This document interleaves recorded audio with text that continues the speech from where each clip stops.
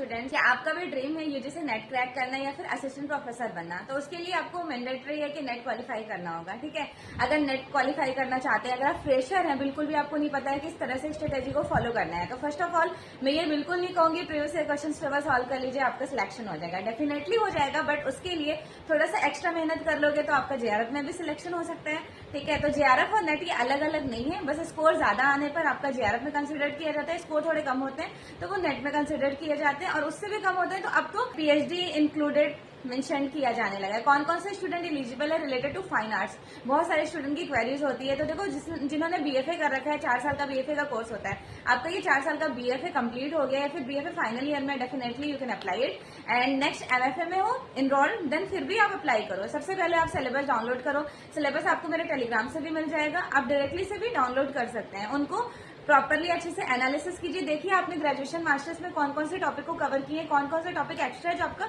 Miss हो रहा है।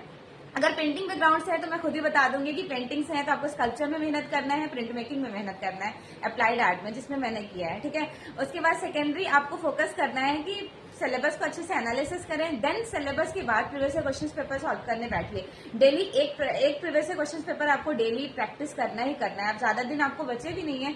और उसके बाद किस तरह से एनालिसिस करना है, कौन कौन से क्वेश्चन एग्जाम में ज्यादा पुटअप किए जाते हैं, उनसे रिलेटेड आप कंप्लीटली, मैंने यूजीसी नेट का प्लेलिस्ट बना रखा है जिसमें आपके 50 पूरे प्रीवियस क्वेश्चन पेपर हैं, उनको अच्छे से एनालिसिस कीजिए, सॉल्व कीजिए।